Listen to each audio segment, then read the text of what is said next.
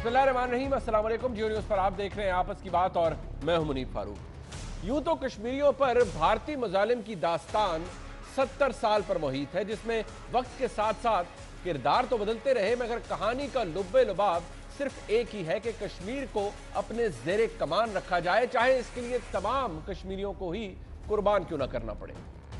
इसी कहानी की एक किस्त 2 माह कबल दिसंबर में सामने आई, जब काबिज भारतीय फौज ने पुलवामा में दिन दहाड़े कश्मीरी नौजवानों का कत्लेआम शुरू कर दिया। देखते ही देखते 11 कश्मीरी नौजवानों को शहीद किया गया, 200 के करीब जख्मी हो गए। इसका रद्द-ए-अमल कहिए या मौके की तलाश में बैठे अस्करी गिरोह, 14 फरवरी को भारतीय फौज के एक कारवां पर एक कश्मीरी नौजवान ने खुदकुश हमला किया, जिसके नतीजे में 44 भारतीय फौजी हलाक हुए जबकि मुतअद्दिद जख्मी हुए। भारत में रवां साल मई में आने वाले इंतखाबात के पेश नज़र इस वाक़े की टाइमिंग पर कई सवाल उठाए जा रहे हैं, क्योंकि भारतीय इंतखाबात में पाकिस्तान मुखालिफ ग्रोहों को वोट हासिल करने के लिए ऐसे वाक़यात की ही ज़रूरत पड़ती है। यही वजह है कि भारतीय हुकूमत ने बगैर किसी सबूत के पाकिस्तान के खिलाफ वावेला करना शुरू कर दिया है। पाकिस्तान से मोस्ट फेवरेट नेशन का दर्जा वापस ले लिया गया। दिल्ली में तैनात पाकिस्तानी हाई कमिश्नर को तलब करके बेपरखी उड़ाई गई। और तो और मोदी हुकूमत आइंदा इंतखाबात में नजर आ रही शिकस्त से इस कदर खौफजदा है कि खेलों को भी सियासत की नजर कर दिया गया। पाकिस्तान सुपर लीग की भारतीय प्रोडक्शन कंपनी IMG रिलायंस ने भारतीय हुकूमत के दबाव में आकर लीग के दौरान ही अपना कॉन्ट्रैक्ट कैंसिल कर दिया।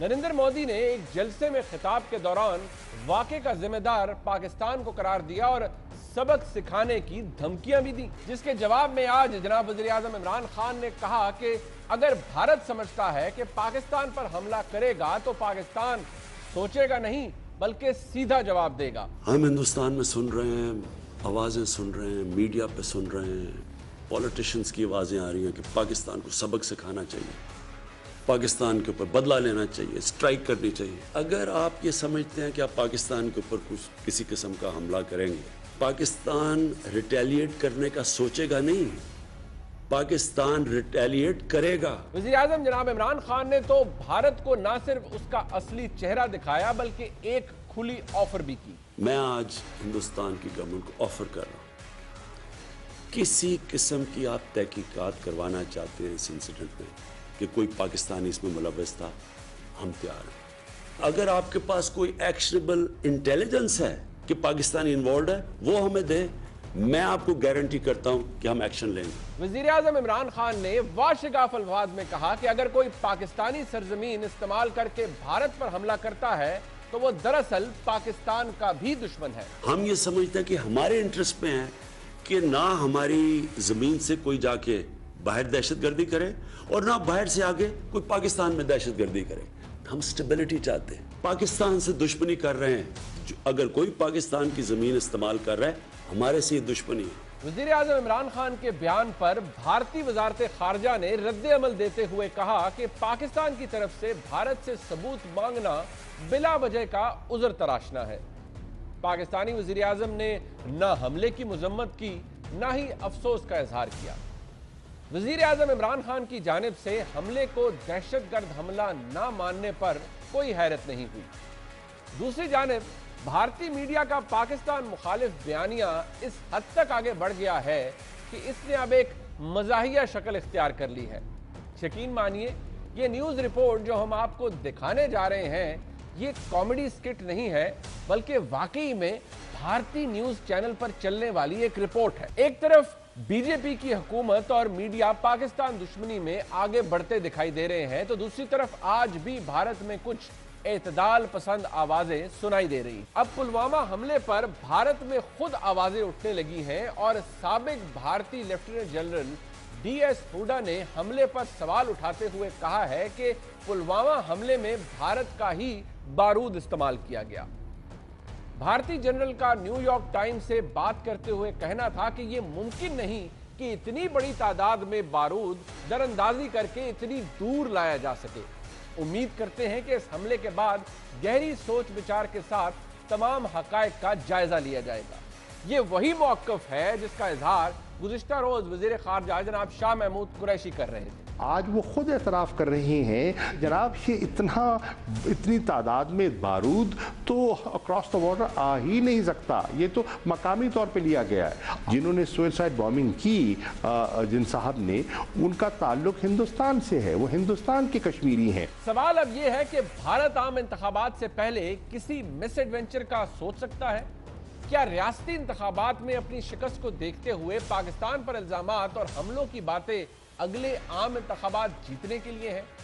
सवाल यह भी है कि वज़ीर-ए-आज़म इमरान खान की भारत को की गई खुली पेशकश के बाद भी भारत सबूत पेश करने से क्यों कतरा रहा है?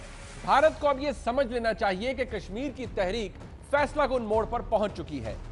कश्मीर को फौजी छावनी में तब्दील करके पैलेट गन्स का इस्तेमाल, निहत्ते कश्मीरियों पर बरसती गोलियां और हर रोज जनाजे उठाते हुए 70 साल बाद भी कश्मीरी आजादी से पीछे हटने को तैयार नहीं है। ताकत का इस्तेमाल इस मसले का हल नहीं है।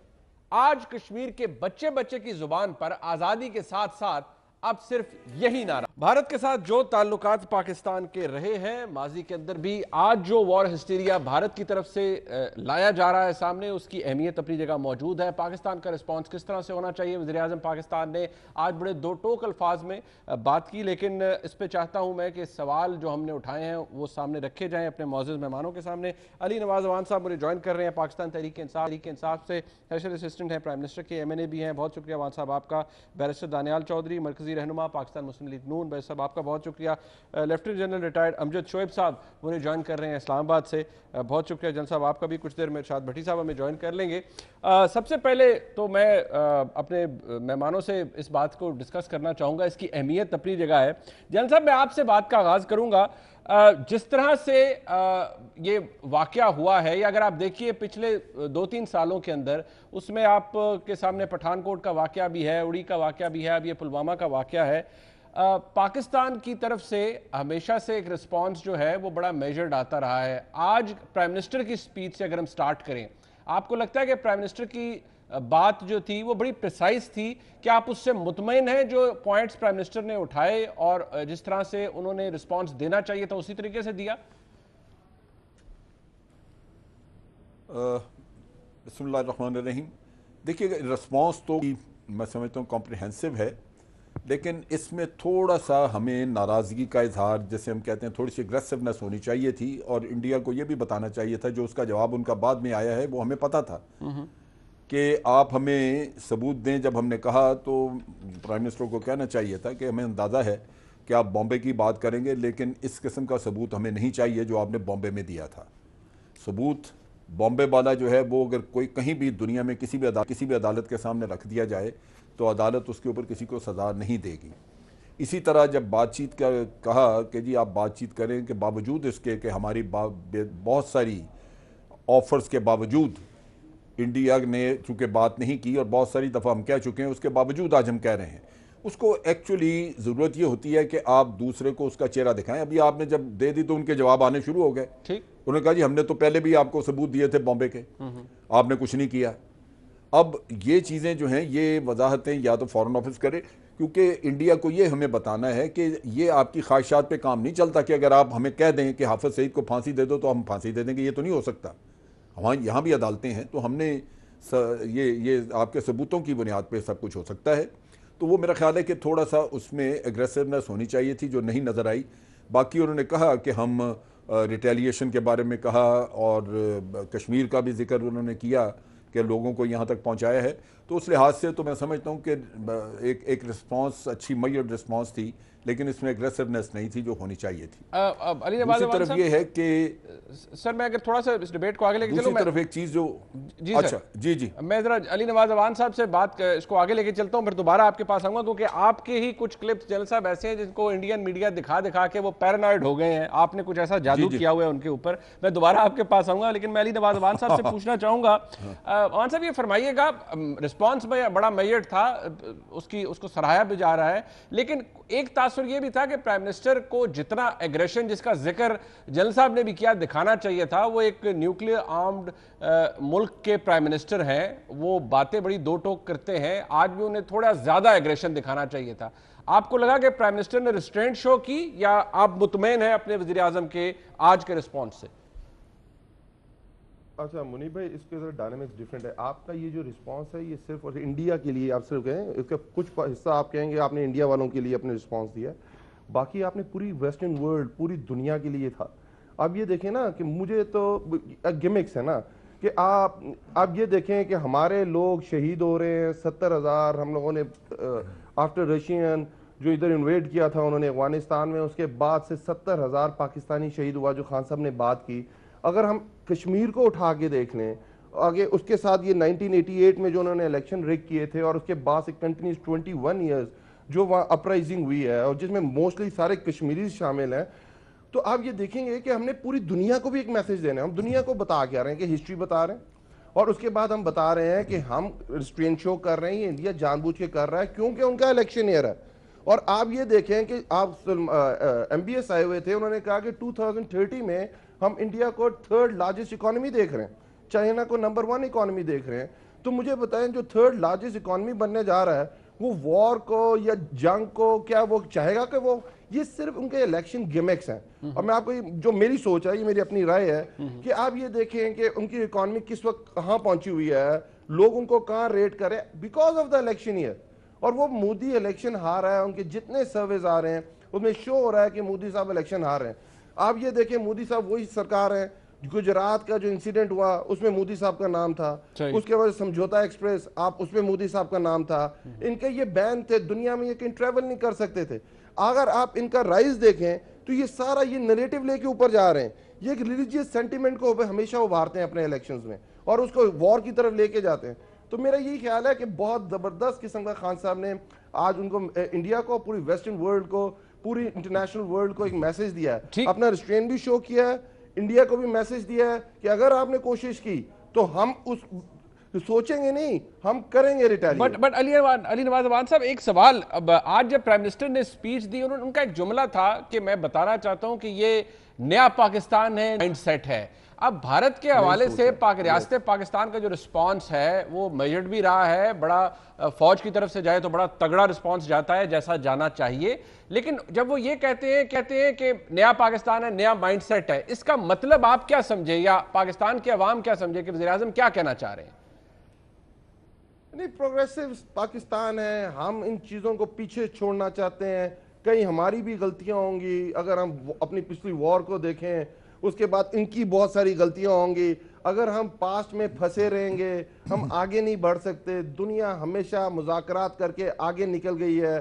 तो हमें जो मैसेज था और जो खान साहब का एक प्रोग्रेसिव पाकिस्तान की बात की उन्होंने, और एक ऐसे पाकिस्तान की बात की जहां सब मसले टेबल पे बैठ के हल हो सकते हैं। ठीक, दानियल साहब, पार्टी लाइंस अपनी जगह मौजूद, लेकिन जाहिर बात है हम सारे पाकिस्तानी हैं, जो खास तौर पर जब ऐसे हालात हों, भारत की तरफ से इतना एक हिस्टीरिया क्रिएट किया जा रहा हो, और वैसे ही आप भारतीय चैनल्स को अगर देखें और जिस तरह की मज़ाका खेज बातें वहां पर चल रही होती हैं, रिस्पांस एप्ट लगा आपको पाकिस्तान के वज़ीर-ए-आज़म का?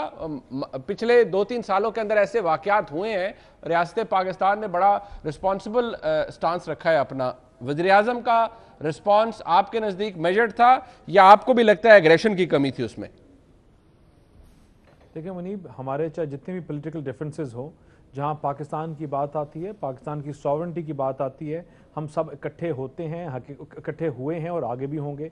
जहां तक प्राइम मिनिस्टर की स्पीच की बात है और उनके, तो आई थिंक कि एप्ट थी। थोड़ा अग्रेशन दिखाते तो थोड़ा और बेहतर हो जाता। लेकिन फिर जो अली जिस तरह कह रहे हैं कि देखें, आपकी Pakistan is one of the third fastest growing economy in the region, और पाकिस्तान भी in the world now it is about all economic warfare, economic development, और हम किस तरफ जा रहे हैं। तो देखिए, हमारा एक मैसेज जो था वो बड़ा क्लियर गया है हमारी कि पाकिस्तान की तमाम पॉलिटिकल पार्टीज आज जितनी भी हैं कि वो आज अपनी फ़ौज के पीछे खड़ी हैं, अपने फ़ौज के साथ शाना बशाना हैं। और इमरान खान जो who happens to be the prime minister, कि जो उनका बयानिया है, हम सारे उस बयानिए से अग्री करते हैं, और पाकिस्तान की जो फौज है वो हर तरह का जवाब देना जानती भी है और दे सकती भी है। लेकिन इट इज़ अनफॉर्चुनेट कि जो मोदी के हमेशा क्या उनका IPL के ऊपर या उनका एक हमेशा स्टांस गुजरात के ऊपर रहा हो या किसी और चीज़ के ऊपर, ये उनका ज़र्फ है, उनकी फितरत है। लेकिन हम बिलीव करते हैं कि उनकी जो सैनिटी है उनके ऑल पॉलिटिकल पार्टीज़ में, उनके लोगों में प्रवेल करेगी, और ऐसी हरकत कभी करेंगे नहीं। और अगर करेंगे तो उनको सख्त से सख्त सख्त पाकिस्तान की फौज, पाकिस्तान की अवाम की तरफ से जवाब पहले भी आ चुका है और आगे भी आएगा। और इस पॉइंट पे, इस इशू के ऊपर हम तमाम अवाम की, चाहे किसी पॉलिटिकल पार्टी से उम्मीद, तो हमारी एक ही आवाज है और हम लब्बैक करते हैं अपने झंडे के नीचे पाकिस्तान की फौज के साथ। और इंशाल्लाह आप आने वाले टाइम पे देखेंगे कि इनकी जो बातें हैं वो गीदड़ धपकियों के अलावा कुछ भी नहीं है, ना इनमें कोई हकीकत है ना हो सकती है। बट बहुत ज़बरदस्त बात है, एक इसी तरह की यूनिटी का मैसेज जाना चाहिए। बट आपकी मौजूदगी का फ़ायदा उठाते हुए दानियाल साहब, माशाल्लाह you are a barrister also, जो इस वक्त आईसीजे में मामला चल रहे हैं कुलभूषण यादव के केस के हवाले से, आपको लगता है कि भारत के अंदर एक ये फ्रस्ट्रेशन भी है? क्योंकि अगर आप उनका रिस्पॉन्स देखें और पाकिस्तान के उठाए गए सवालात देखें, वो तो बहुत बुरी तरह से एक्सपोज हो रहे हैं। जो पहले लाइन ऑफ आर्गुमेंट्स थे उसमें भी, बाद में भी लग यही रहा है कि उनके पास कोई वाज़ेह डिफेंस है नहीं कुलभूषण यादव के लिए। मुनीब देखिए, कुलभूषण वो हकीकत है जिससे भारत ना अपना मुंह छुपा सकती है ना कुछ और, चाहे उसको जो मर्जी मुबारक नाम दे दें या कोई और दे दें, लेकिन हकीकत में it is one of the things जो आज आईसीजे में जिस तरह उन्हें डिफेंड किया, आज सारा दिन हम इंटरनेशनल मीडिया पे भी देखते रहे और ट्विटर पे और जो देखते रहे कि उनके पास कोई वाजिया उसके ऊपर ना किसी तरह डिफेंड कर सकते हैं ना कर सकेंगे। भारत का हमेशा एक नॉन स्टेट एक्टर होने के नाते एक अफगानिस्तान में, बलोचिस्तान में एक रोल रहा है, और वो रोल कभी पीस मेकर का नहीं रहा, वो कभी मीडिएटर या निगोशिएटर का नहीं रहा। वो हमेशा इस खित्ते में, खासतौर पे पाकिस्तान की जो सलामती है उसको नुकसान पहुंचाने का रहा। और उसकी असल हकीकत है, वो नाम है जो पाकिस्तान हर प्लेटफॉर्म पे जाके, पाकिस्तान हर फोरम पे जाके उठाता है और दिखा रहा है कि ये भारत की असली हकीकत है, ये भारत का असली चेहरा है। और जो कुलभूषण की अपनी स्टेटमेंट थी कि मैंने वो किस तरह भेजे गए, क्या कि वो असली एक प्रूफ है। और इन तमाम चीजों को ओवरशैडो करने के लिए, इन तमाम चीजों को छुपाने के लिए आप ऐसे बातें, ऐसी चीजें आप देखेंगे कि आगे और भी सामने आएंगी। लेकिन हमें बड़े विजिलेंटली, एक अच्छे तरीके के साथ अपना केस फाइट करना है और तमाम पॉलिटिकल पार्टीज को एक फोरम पे, एक पेज पे होके, अपनी फौज के पीछे, अपनी फौज के साथ खड़े होके पाकिस्तान का नैरेटिव दुनिया के आगे बेचना भी है, दिखाना भी है और बताना भी है। इसके ऊपर भी मैं अब आऊंगा थोड़ी देर में कि एग्जैक्टली पाकिस्तान को, ना सिर्फ हुकूमत को बल्कि तमाम पॉलिटिकल पार्टीज को क्या करना चाहिए, पाकिस्तान को डिप्लोमेटिक फ्रंट के ऊपर इस हवाले से क्या करना चाहिए। फॉरेन मिनिस्टर ने आज यूएनओ को लेटर भी लिखा है इस हवाले से। लेकिन जनरल साहब मुझे ये बताइएगा, अब फौज की तरफ से जो रिस्पॉन्स आता है वो जाहिर बात है उसके साथ पाकिस्तानी अवाम के सेंटिमेंट जुड़े होते हैं। मुझे याद है वो एक सर्जिकल स्ट्राइक का जो ड्रामा रचाया गया था, उसके बाद पाकिस्तान की फौज की तरफ से कहा गया कि अगर हमने सर्जिकल स्ट्राइक की या रिस्पॉन्स दिया किसी भी वक्त तो आपकी टेक्स्ट बुक्स में पढ़ाया जाएगा। भारत की तरफ से अगर आप उनका मीडिया भी देखें तो वो इवन ये तक दिखा रहे हैं अपनी तरफ से कि हम कहां से अटैक कर सकते हैं। सो क्या पाकिस्तान को, पाकिस्तानी मीडिया को जनरल साहब आपकी नजर में इसी तरह का जो वॉर मॉन्गरिंग है करनी चाहिए, रिस्पॉन्स करना चाहिए, या महज हंसना चाहिए भारत के मीडिया की इस बेवकूफ़ी के ऊपर? जनरल साहब देखिए, पाकिस्तानी मीडिया ने इस दफ़ा मैं समझता हूँ ज़्यादा कंस्ट्रक्टिव रोल अदा किया। वो ये कि भारत की जो इस दफ़ा के इल्ज़ामात थे और जो उन्होंने ड्रामा रचाया, उसका पोल खोलने में हमारे मीडिया ने बड़ा एक फ़ाल किरदार अदा किया, क्योंकि ये बड़ा ज़रूरी था, वरना तो भारत झूठ बोल के तो बच निकलता। लेकिन एक्सपोज करना ये हमारे मीडिया की ज़िम्मेदारी भी थी और उन्होंने निभाई। मैं समझता हूँ कि इस दफ़ा का रोल का काफ़ी हद तक कंस्ट्रक्टिव है और यही होना चाहिए। अब आप जो बात कर रहे थे कि हमारा पैगाम दुनिया तक पहुंचा और एग्रेशन की मैंने बात की कि वो हमारा स्टांस बहुत एग्रेसिव नहीं था। अब इसको एक जो अगली लेवल तक ले जाना है, जिसमें कि थोड़ी एग्रेशन आप फिर इंडक्ट कर सकते हैं, दिखाई जा सकती है, वो है आपकी पार्लियामेंट। ठीक, कल खुदा न खास्ता अगर कोई मामला बिगड़ते हैं, भारत कोई ऐसी हरकत कर ही देता है जिस पे आपको रिटेलिएट करना पड़ता है, तो आपकी पार्लियामेंट का साथ होना बहुत ज़रूरी है। ये इंतहाई इम्पॉर्टेंट है कि आज आपकी कौम वाकई इकट्ठी नज़र आए। जिस तरह हम यहाँ बातचीत करते हुए कहते हैं कि जी हम फ़ौज के शाना बशाना खड़े हैं, तो ये तो एक कलेक्टिव जिम्मेदारी है हमारे मुल्क के तमाम आवाम की, और उनके नुमाइंदे यहाँ बैठे हैं पार्लियामेंट में, उनकी एक तो कलेक्टिव विजडम यूज़ की जाए, वो हुकूमत के नैरेटिव को किस तरह देखते हैं और नैरेटिव में क्या और इंजेक्ट करना चाहते हैं, और क्या कोई नए मेजर्स वो बताते हैं कि हमें ये स्टेप्स लेने चाहिए। तो कुछ नहीं तो कम अज़ कम हुकूमत को एक स्ट्रेंथ मिल जाएगी। जो कदम उन्होंने उठाए अगर वो दुरुस्त हैं तो पार्लियामेंट उसको इंडोर्स करेगी। ठीक, तो मेरा ख्याल है कि ये हमारा हमेशा से लैक करता रहा है। हमने सिर्फ पार्लियामेंट को क्राइसिस में 2 दफ़ा यूज़ किया, एक यमन के मामले में और उससे पहले जब जब जब सलाला पे अटैक किया था अमरीकियों ने, तो उस पे अमेरिका के ताल्लुकात वगैरह के बारे में पीपल्स पार्टी की गवर्नमेंट के दौरान हुआ था। लेकिन आज मैं समझता हूं कि ये जिम्मेदारी है पीटीआई की कि इस इशू को पार्लियामेंट में लेके आएँ और उनको आने वाले दिनों में जो कुछ वो एक्सपेक्ट करते हैं, खतरात या वो समझते हैं कि नहीं है, वो सारी चीज़ें सामने रखनी चाहिए। पार्लियामेंट डिबेट करे और हुकूमत को रास्ता बताए कि आगे कैसे चलना है। जनरल साहब, ये नेशनल सिक्योरिटी काउंसिल की मीटिंग भी कहा जा रहा है कि मुतवक्का है इस हफ्ते में आएगी। क्या उसके बाद भी जाहिर बात है वहां पर पाकिस्तान की जो टॉप ब्रास है, मिलिट्री साइड की भी, गवर्नमेंट की तरफ से भी मौजूद होती है, क्या वहां से भी कोई एग्रेशन इंडक्ट किया जा सकता है? पाकिस्तान के नैरेटिव को मजीद मजबूत बनाया जा सकता है? क्योंकि जिस बात का मैंने जिक्र किया, जिस लम्हे का मैंने जिक्र किया, उस वक्त वो हर पाकिस्तानी को बड़ा चार्ज अप था पाकिस्तान की फौज के रिस्पॉन्स के ऊपर। तो क्या NSC की मीटिंग के बाद भी इसी तरह का एग्रेशन आना चाहिए कि एक बिफिटिंग रिस्पॉन्स होगा in case of any adventurism?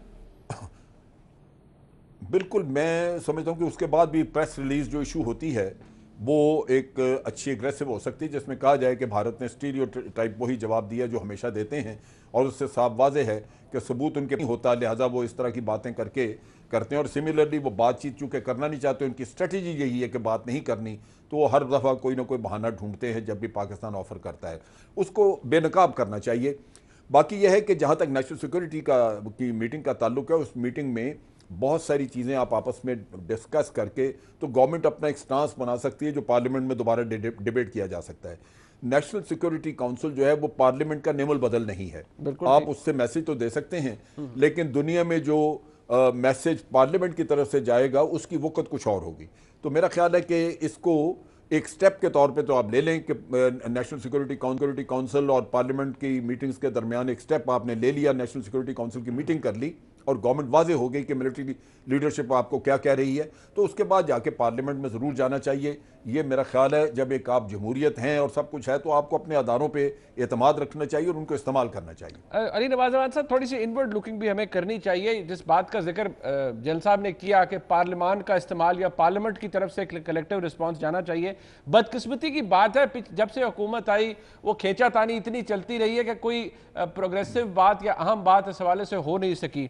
हुकूमत कोई सोच रही है इस हवाले से, आपके नॉलेज में हो कि प्राइम मिनिस्टर सोच रहे हैं या कि इस हवाले से कोई इजलास बुलाया जाए पार्लियामान का या जॉइंट सेशन हो, कोई कलेक्टिव रिस्पांस जाए अपोजिशन का हुकूमत का?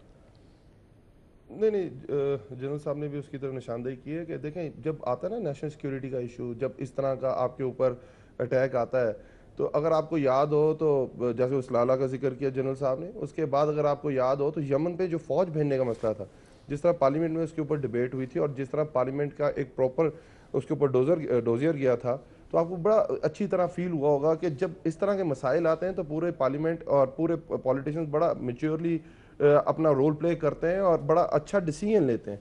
तो मेरा यही, जैसे APS के बाद सब पार्टीज इकट्ठी हुई, APC हुई, उसके ऊपर सारी पार्लियामेंट में डिबेट हुई और बड़ा ज़बरदस्त उसके ऊपर तरमीम आई और उसके ऊपर आपने देखा होगा कि आपकी मिलिट्री कोर्ट्स बनी। तो इसी तरह मेरा यही ख्याल है और हमेशा पॉलिटिशियंस ने हमेशा मैच्योरली बिहेव किया है।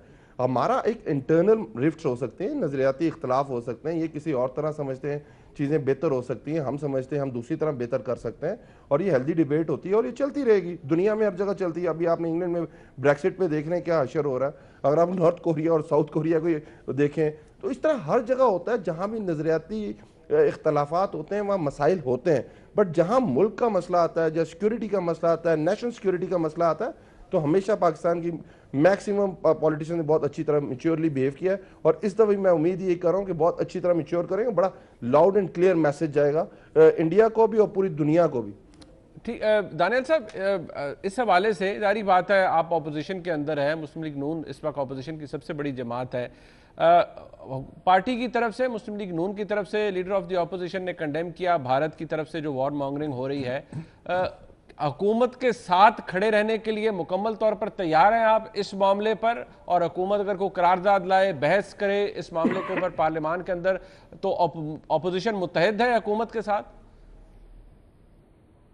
देखिए मुनीब, बिल्कुल अपोजिशन हमेशा ऐसे कोई स्टांस हो, कोई चीज़ हो, पाकिस्तान मुस्लिम लीग नून की जब मैं बात करता हूँ तो हमने हमेशा इस चीज़ को सपोर्ट किया, चाहे वो कोई भी इशू हो कि हमने उसके साथ एक आवाज़ बने और एक अपनी पावर शो की।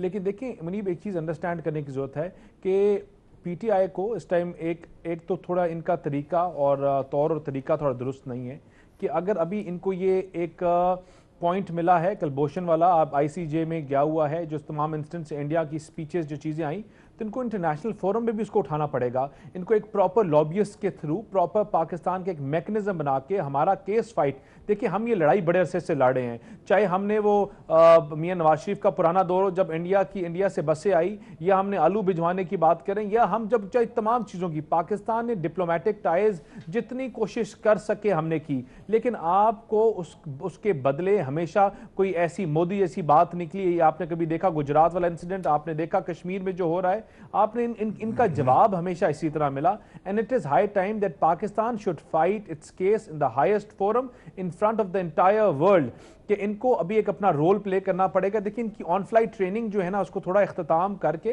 और एक प्रोफेशनल्स की तरह इनको अपना रोल प्ले करें, इंटरनेशनल फोरम्स पे लेके जाएं, डिफरेंट कमेटीज को भेजें, जिस तरह मियां नवाज शरीफ, हमारी हुकूमत में हमने डिफरेंट कमेटीज पूरी दुनिया में अपने एम्बेसडर्स भेजे थे, अपने मेंबर नेशनल असेंबली के लोगों को भेजा था। इसी तरह इनको अपनी ऐसी कमेटीज बना के पाकिस्तान का जो मैसेज है, कि जो पाकिस्तान का मैसेज है that we are a growing nation, we are an economic reality in this region, और हम ऐसी ना चीज को फरोग देते हैं, ना ऐसी चीज को सपोर्ट करते हैं, ना पहले कभी की। ये नया पाकिस्तान हो या पुराना पाकिस्तान, हमने हमेशा एक चीज को सपोर्ट किया, और वो है peace in the region, peace in the within the countries and peace across the border. और हमने हमेशा इसी चीज को आगे भी लेके आए। तो इसी मैसेज को नए पुराने पाकिस्तान को भूल के इनको ये message across the board, across the world लेके जाना चाहिए, अपने एम्बेसडर्स भेजने चाहिए, अपने बंदे भेजने चाहिए। ठीक हो, एक ब्रेक यहां पर ले लेते हैं, ऑन बोर्ड लेके एक ब्रेक यहां पर लेते हैं। एक सवाल यही, वक्त क्या जनाब इमरान खान की क़यादत में पाकिस्तान अंदरूनी मामलात हो या बैरूनी महाज, इसके ऊपर क्या पाकिस्तान दुरुस्त सिमत में जा रहा है? जन साहब से भी इसके ऊपर राय लेंगे, और जाहिर बात है अली नवाज अवान साहब इस मामले पे अपनी हुकूमत को डिफेंड करेंगे। दानियाल साहब I am sure will have a lot to add on this. एक ब्रेक के बाद हमारे साथ रहिए।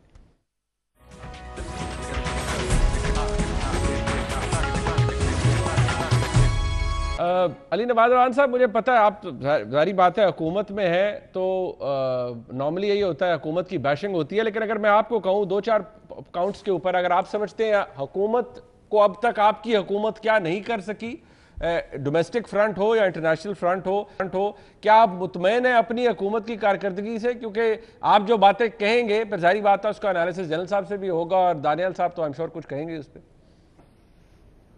अच्छा देखिए, क्योंकि अब बात एक फॉरेन पॉलिसी से रिलेटेड हो रही है, तो मैं फॉरेन पॉलिसी से शुरू करूंगा। जब हमारी हुकूमत आई थी तो उससे पहले की फॉरेन पॉलिसी आपके सामने है कि आपका कतर आपसे नाराज था, आपके जो हालात दुबई के साथ, अबू धाबी के साथ चल रहे थे वो आपके सामने है, आपके जो हालात चल रहे थे सऊदी अरब के साथ वो आपके सामने है। Nobody wants to talk to Pakistan even, मतलब जो जैसे आपने MBS का बयान सुना कि हम वेट कर रहे थे कि क्रेडिबल लीडरशिप का आप जैसी करो आए तो हम ये चीज़ें आगे लेके जाएं। तो ये सारे फॉरेन पॉलिसी की वजह से ना पाकिस्तान को देखें, महातिर मोहम्मद के साथ आप $6 बिलियन का आपका उनके साथ ट्रेड है, बायलैटरल ट्रेड है, और हमने टच ही नहीं किया हुआ था। खान साहब ने स्पेशल उनके साथ विजिट किया और वो महातिर मोहम्मद साहब आ रहे हैं। अभी अगले महीने आपने देखा फॉरेन मिनिस्ट्री से अभी एक प्रेस रिलीज भी इशू हुई थी कि तैयब उर्दगान साहब भी आ रहे हैं। तो इंटरनेशनली तो पाकिस्तान ने फॉरेन एंड पे आपने बहुत अच्छा प्ले किया विद इन 5 मंथ। अगर मैं कहूँगा रेट करूँ कि हमारी 5 महीने की गवर्नमेंट में अगर सबसे अच्छा रोल कहीं किसी एंड पे प्ले किया गया है तो वो फॉरेन एंड पे प्ले किया है। हमारी फॉरेन पॉलिसी को तो पूरी दुनिया इस वक्त कह रही है, उसका क्या कहते हैं, दानियाल साहब को बहुत एक्नॉलेज कर रही है। नहीं दानियाल साहब, मैं अभी तक चले वो तो शुक्र करें हमने इनको मुस्कुराने का टाइम दिया है। तो ये हमारा सबसे देखें, और उसके बाद ये देखें मुनीब, आपने जो बात की ना, देखिए फिर हमें इस चीज पे सोचना है। देखिए हमने आगे कैसे बढ़ना है, हम लड़के तो आगे नहीं बढ़ सकते। अगर पाकिस्तान ने आगे बढ़ना है तो वो लड़के आगे नहीं बढ़ सकता। और इंडिया में सिर्फ और सिर्फ जो इस वक्त जो डायनेमिक्स हैं, जो वो गिमिक्स खेल रहे हैं, और सिर्फ वो इलेक्शन है। अब देखिए जैसे इनके इलेक्शन के मतलब एंड होगा, जैसे इनके रिजल्ट्स फाइनल होंगे, इंडिया कैसे मेलो डाउन होगा, कैसे टेम डाउन होगा। हमेशा हमारे ताल्लुकात देखें, आप हमेशा पीस की बातें करते रहते हैं, मोदी साहब हमेशा बयान देते रहते हैं, खान साहब ने कहा कि हम आप एक कदम आगे बढ़ाएं, हम 2 आगे बढ़ाएंगे। नवाज शरीफ साहब ने तो मोदी को अपनी पर्सनल शादी पे भी बुला लिया था। देखिए आप जो ये पहले बात करें, ये बात आपकी अपनी जगह इंपॉर्टेंट है। जनरल साहब, एक बात जो अली नवाज अवान साहब ने की कि क्योंकि इलेक्शन सीजन है भारत के अंदर, तो वहां पर इस तरह के बयानात से उनके इलेक्शन जो है उसके अंदर वो एक पॉलिटिकल रेटरिक है जिसको अहमियत दी जाती है, वोट्स भी शायद उनको मिलते हैं। लेकिन अब आपने देखा होगा 2014 में भी लगभग ऐसे ही हालात थे। आप यही समझते रहे कि हुकूमत नहीं आएगी भारत में तो शायद हालात बेहतर होंगे। हालात को उस तरह से बेहतर हुए नहीं, वाकयात भी बहरहाल हुए। लेकिन अगर मैं जनरल साहब आपकी नज़र में अंदरूनी महाज, बैरूनी महाज, हुकूमत कहती है कि हमने बहुत से फ्रंट्स पे बरादर इस्लामी ममालिक से, बरादर ममालिक से, दूसरे ममालिक से ताल्लुकात बेहतर किए हैं पिछले 6 महीने में। आपके नज़दीक भी ऐसा ही है जनरल साहब?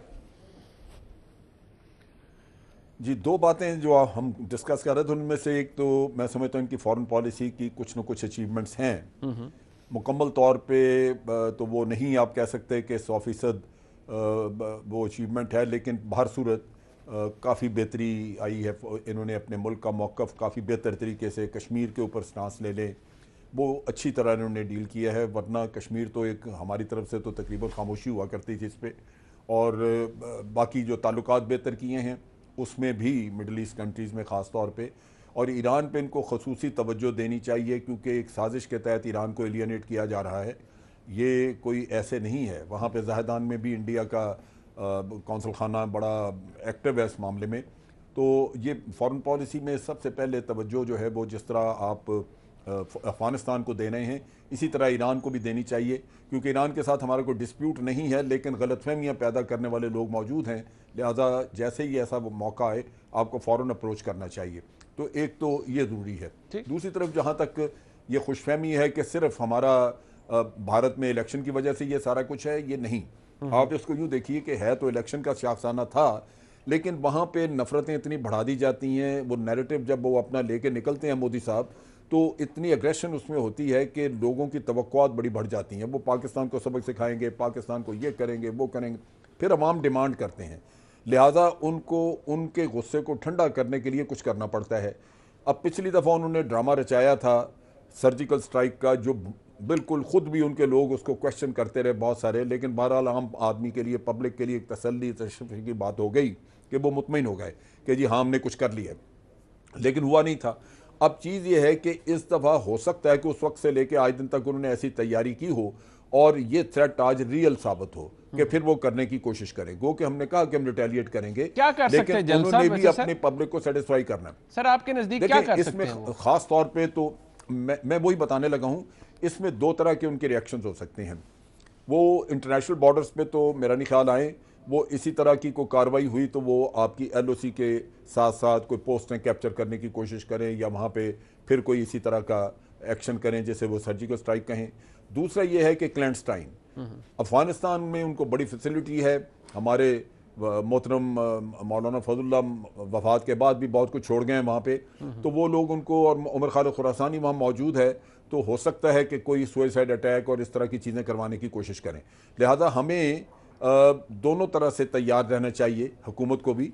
और इसमें सबसे इम्पॉर्टेंट चीज़ ये होती है कि आपने दुश्मन को उसका चेहरा ज़रूर बेनकाब करना होता है। जैसे अभी हमारे चाइना के कौंसल खाने पे अटैक हुआ, हमारे पास सबूत था, असलम बच्चू की तस्वीरें थी इंडिया में, वो इलाज करवाला सब कुछ, लेकिन हमारी हुकूमत ने बजाय इसके कि इंडिया को बताया जाता या उसका चेहरा दुनिया को बताते कि ये किया है, हमने उल्टा उनको अगले दिन जो करतारपुर कॉरिडोर खुला तो उसके दावतें देनी शुरू कर दी कि जे आए आके जाके मिले। आपको पता है 2-3 महीने पहले आपने कहा जी कि छोटे जहन के मालिक जो हैं वो बड़े ओहदों पे बैठ गए क्योंकि यूनाइटेड नेशन में जो साइडलाइंस पे मीटिंग होनी थी वो उन्होंने तय करके फिर कैंसिल कर दी, और इधर आप 2 महीने बाद फिर दावत दे रहे हैं। वो अब 2 महीने बाद क्या वो छोटे जहन बड़े जहन हो गए थे। सो मकसद ये है कि आप अगर अपोलोजेटिक से नजर आएंगे तो वो उससे तो मसला हल नहीं होगा। इंडिया में जो हाइप क्रिएट कर दी गई है उससे मुझे लगता है कि उसको ठंडा करने के लिए इंडिया को कुछ ना कुछ करना पड़ेगा। लिहाजा वो अगर कुछ करें तो आप तैयार हों और उसके साथ साथ आप अक़वाम आलम को इस चीज़ के लिए तैयार करके रखें, ठीक, और उसके साथ साथ पार्लियामेंट को इन्वॉल्व करें ताकि एक मैसेज स्ट्रॉन्ग चला जाए। ठीक हो गया। ये जो तैयारी आई एम श्योर ये फौज के लेवल पे तो मुकम्मल तौर पर मौजूद है। दानियल साहब, आप जब अली नवाज अवान साहब फरमा रहे थे अपनी हुकूमत की कारकर्दगी बता रहे थे, आप मुस्कुरा रहे थे लगातार, आपको एतराज़ है? दिन बातों का जिक्र किया, को फैक्चुअल बातें भी तो उन्होंने कही है ना, ये कम से कम कतर के साथ, यूएई के साथ, MBS का तशरीफ लाए वो यहाँ पर, एक वो हिस्टोरिक विजिट था, तो कुछ बातों की तारीफ आपको भी करनी चाहिए अपोजिशन को।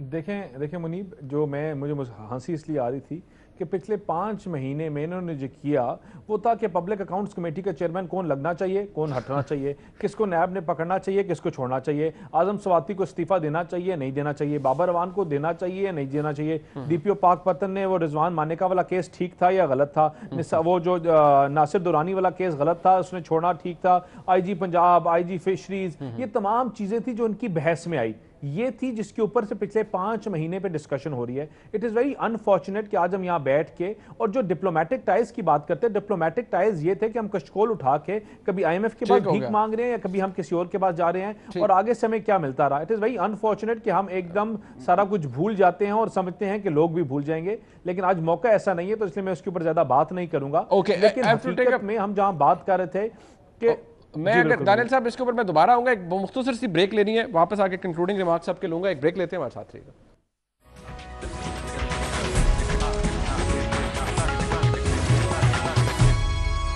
जनरल साहब, अगर 2-3 काम इस मुल्क के अंदर जो हुकूमत है, अगर उसको इस रियासत के ऊपर जो हुक्मरान है हुकूमत, उसको करने चाहिए, कम से कम फॉरेन पॉलिसी के हवाले से, भारत के हवाले से, भारत को फोकस सामने रख के और आज के हालात में वो क्या करने चाहिए ताकि पाकिस्तान के अवाम, जाहिर बात है उनकी उम्मीदें हैं इस हुकूमत से, 6 माह हो गए इन्हें हुकूमत में आए, क्या ऐसे 3-4 काम होने चाहिए आपकी नज़र में जिससे अवाम यानी पाकिस्तान के अवाम मुतमईन हो सके? देखिए, पाकिस्तान के अवाम मुतमईन होंगे जब आपकी फॉरेन पॉलिसी जो है वो कुछ रिजल्ट देती नज़र आएगी। मुझे 2 बड़ी प्रॉब्लम्स नज़र आ रही हैं। भारत की कोशिश ये है कि वो आपके तमाम हमसायों के साथ आपके ताल्लुकात बिगाड़ के रखे। ये बड़ी प्रायोरिटी देनी चाहिए कि इन ताल्लुकात को हमने कैसे ठीक करना है। जैसे अभी मैं कह रहा था कि ईरान को हमें खुद अप्रोच करना चाहिए और उनकी गलतफहमियाँ दूर करनी चाहिए। दूसरी तरफ एक काउंटर नैरेटिव है जो पिछले 5-6 साल से चल रहा है।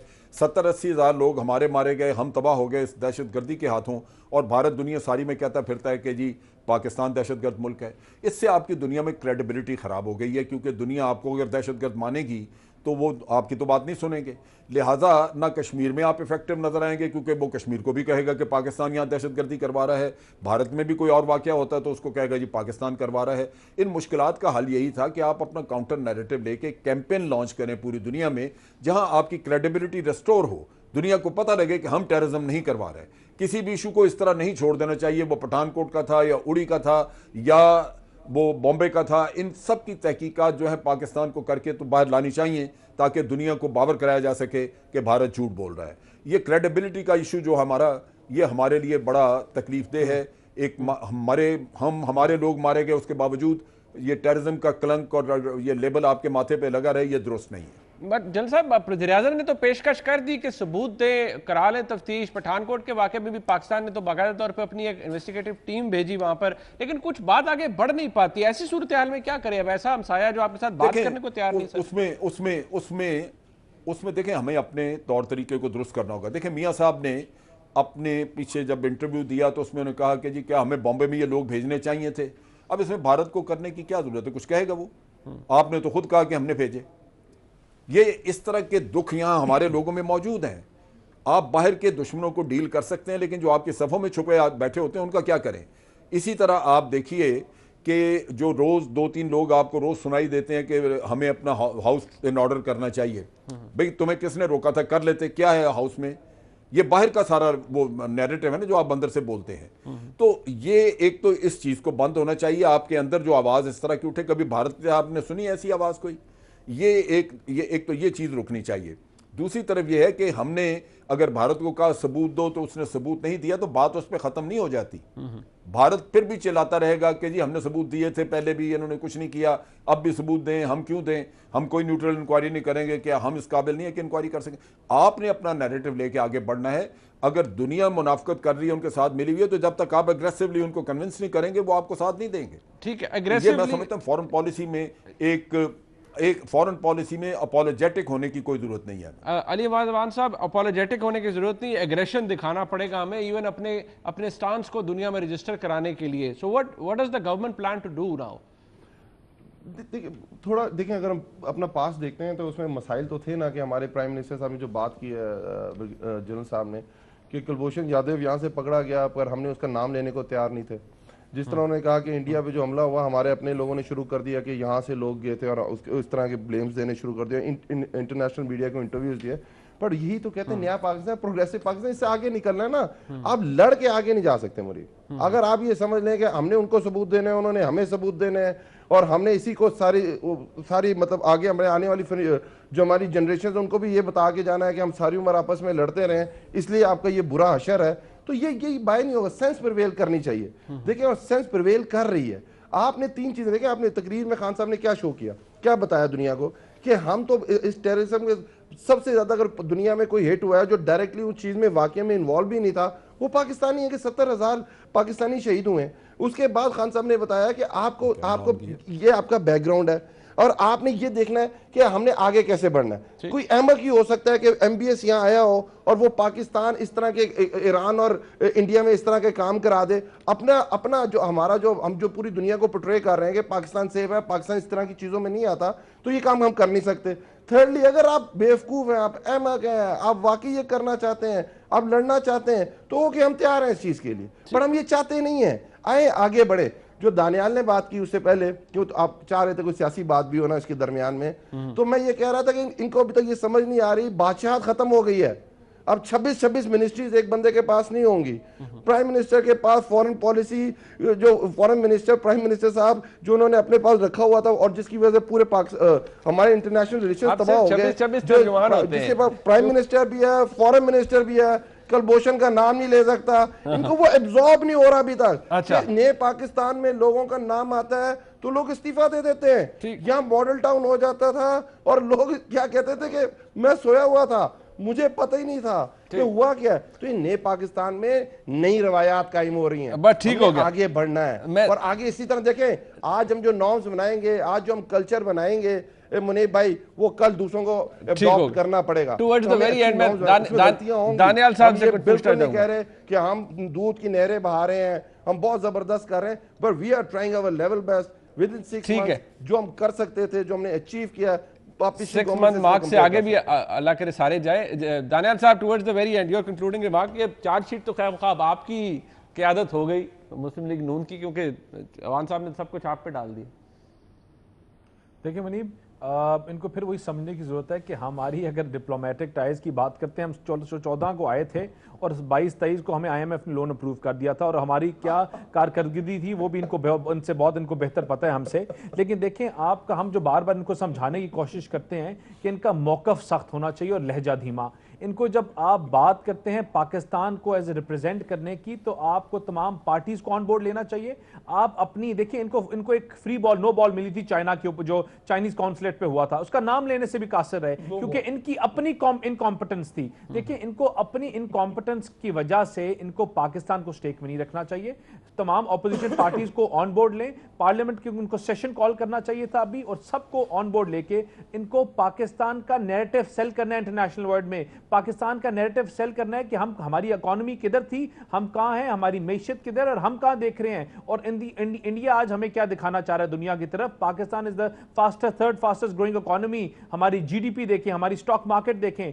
वो एक अलग बात है कि 6 महीने में हम तमाम चीजों पे नीचे आ गए हैं, लेकिन हमारी असल हकीकत पाकिस्तान की ये है। और इसको जब तक ये सेल नहीं करेंगे, आज जीतेगा कौन? जो एक बेहतर स्टोरी सेल करेगा। और जब तक ये अपनी ऑन फ्लाइट ट्रेनिंग में ये रियलाइज नहीं करते कि they have to sell a better story to the international world, the world will not buy it. So I think इनको कॉम्पिटेंस के लिए इनको ऑपोजिशन को ऑन बोर्ड लेना चाहिए, उनका विजन लेना चाहिए, एक कलेक्टिव विजन के साथ पाकिस्तान की स्टोरी इंटरनेशनल वर्ल्ड में और ICJ में। जिस तरह पहले हम हमारे लॉयर्स, पाकिस्तान के लॉयर्स फाइट कर रहे हैं, इसी तरह पाकिस्तान का केस भी इनको इसी तरह फाइट करना चाहिए। बहुत शुक्रिया अली नवाज अवान साहब, जनरल अमजद शोएब साहब, दानियाल चौधरी साहब ने मेरा साथ दिया।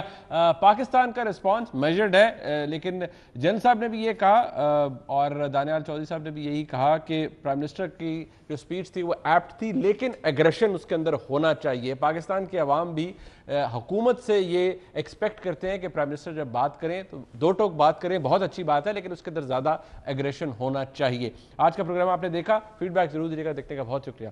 खुदा हाफ़िज़।